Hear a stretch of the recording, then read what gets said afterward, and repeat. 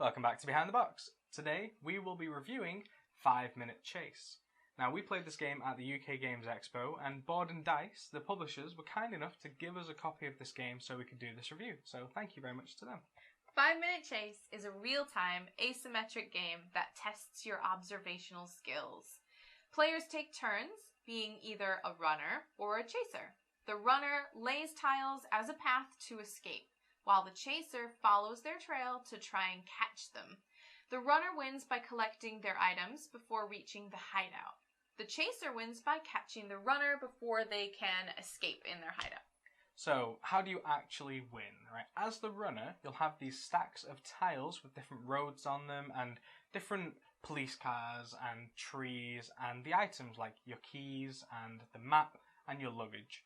What you want to do is play them not making any dead ends and following certain rules. So police cars can't match up to police cars because that makes a blockade. Police cars, if you want to be able to run through them, need trees next to them so that you can use those as cover. You need to connect one loop, one road that has all three of the items and then eventually finishes with your hideout. Now if you're the chaser, what you'll be doing is looking at these same tiles, and in each of the corners will be groups of faces looking different directions. You need to find the corner that has the most faces looking the direction that the runner has run, and then you place the appropriate token symbol on that tile. You do that until you get to the tile they're on, then you need to do the exact same thing but go in the opposite direction to drag them back to the prison. Whoever does that first is the winner. That is a lot to think about, a lot to keep track of, all in a very short amount of time because, you know, you got one person running away as fast as they can, one person trying desperately to catch them. So it's a really high pressure, stressful situation and you're bound to make some mistakes. So, for example, maybe you're the runner, you're pretty confident, you got to the hideout, you have all your items, and you think you're going to get that gold star, which is the most points that you can get for actually, like, winning. But when you go back and you look at your trail, you see that you've made a mistake on the way. And if that happens, you don't get any points. And instead, the other player gets a silver star, which is like a lower level of points. That happens the same as well if the chaser made a mistake with one of the tokens. We actually really like these silver stars because it doesn't slow the game down. It's not like if I make a mistake, we just have to retry and see until somebody doesn't make mistakes. And the game ends once somebody has a certain amount of points or combination of points. And so it constantly keeps the game moving forward, which is really nice. Yeah. The other thing that we have to say about this game, it's really fun.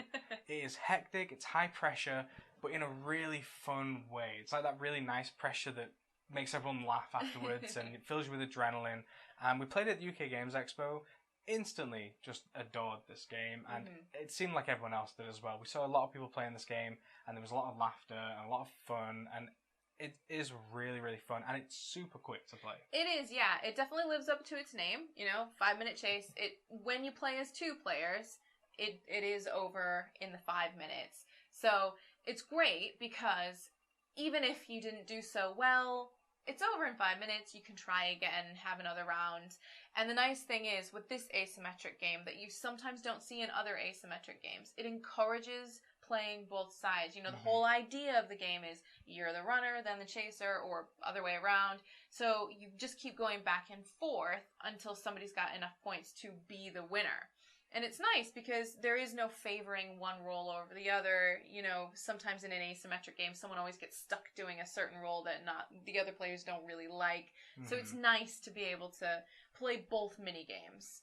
Yeah, now, with that being said, yes, the game is a lot of fun, but we have found that, now this might be just specific to us, the runner never escapes. They never earn their own gold star.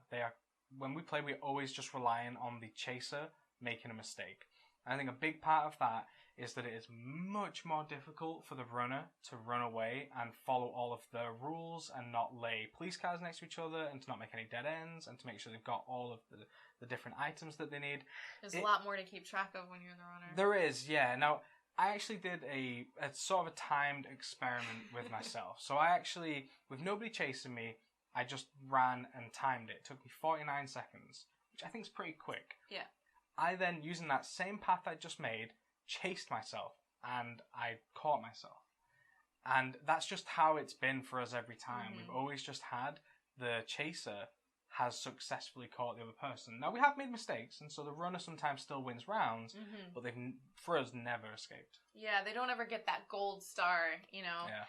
And it might be that in your group, you might find that one person is better at both roles, because it all comes down to, you know, your observational skills. So if there's somebody who's just better at memorizing things and observing, then they'll be better at both roles, and so whoever wants to play with them is not going to want to, because they'll only win if the other person makes mistakes, and that's kind of deflating. It takes the fun out of it a little bit. Yeah, I do think that for a lot of groups this game will be fine. I think that balance will be there.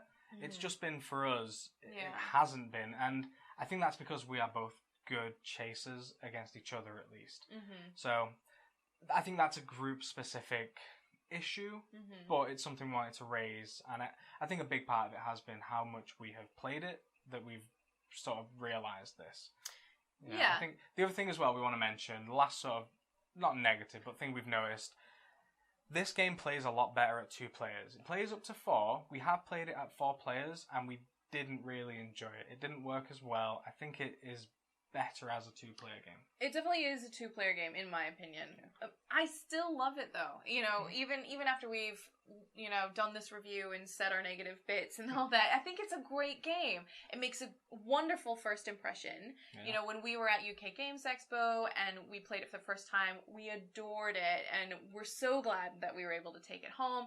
And even when we were playing it for fun, it was thrilling. It was so much fun. It was only when we really started dissecting it for the purposes of this review, that's when we noticed the issues that we have, you know, with the imbalance between us playing the game.